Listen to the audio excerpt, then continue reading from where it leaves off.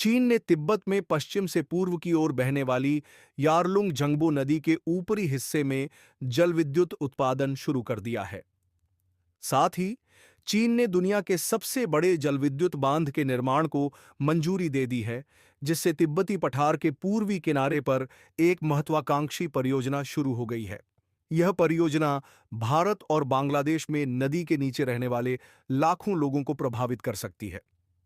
यह बांध यारलुंग जंगबो नदी के निचले हिस्से में बनाया जाएगा और अनुमानित रूप से 300 बिलियन किलोवाट घंटे बिजली का उत्पादन करेगा। ये आंकड़ा 2020 में power construction corporation of China द्वारा दिया गया था। यह उत्पादन वर्तमान में दुनिया के सबसे बड़े थ्री गॉर्जेस डैम की 88.2 बिलियन किलोवाट घंटे की क्षमता से 3 गुना से अधिक होगा। यह परियोजना चीन के कार्बन उत्सर्जन शिखर और कार्बन तटस्थता के लक्ष्यों को पूरा करने में अहम भूमिका निभाएगी।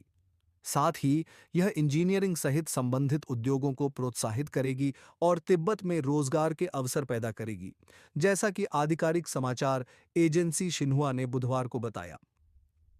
यारलुंग जंगबो नदी का एक हिस्सा 50 किलोमीटर 33 मील की छोटी दूरी में 2000 मीटर 6561 फीट की ऊंचाई से नीचे गिरता है, जो जलविद्युत उत्पादन की विशाल क्षमता के साथ साथ अनोखी इंजीनियरिंग चुनौतियां भी पेश करता है।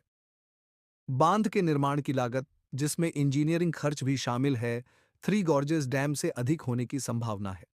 थ्री गॉर्जेस डैम की लागत 254.2 बिलियन युआन 34 करोड़ 84 लाख 83 हजार बिलियन थी।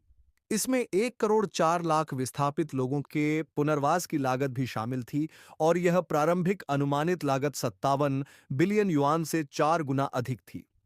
अधिकारियों ने यह स्पष्ट नहीं किया है कि तिब्बत की इस परियोजना से कितने लोग विस्थापित होंगे और इसका स्थानीय पारिस्थितिकी तंत्र पर क्या प्रभाव पड़ेगा।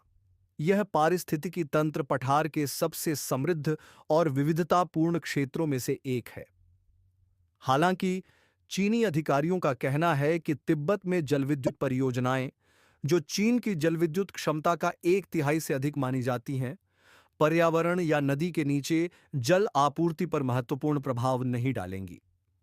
इसके बावजूद भारत और बांग्लादेश ने इस परियोजना को लेकर अपनी चिंताएं व्यक्त की हैं। यह बांध स्थानीय पारिस्थितिकी को बदल सकता है और नदी के प्रवाह और दिशा को प्रभावित कर सकता है। यारलुंग जंगबो नदी तिब्बत से निकलकर भारत के अरुणाचल प्रदेश और असम राज्यों में ब्रह्मपुत्र नदी बन जाती है और फिर बांग्लादेश में प्रवेश करती है। चीन पहले ही यारलुंग जंगबो के ऊपरी हिस्सों में जलविद्युत उत्पादन शुरू कर चुका है और नदी के ऊपरी हिस्से में और भी परियोजनाएं शुरू करने की योजना बना रहा है।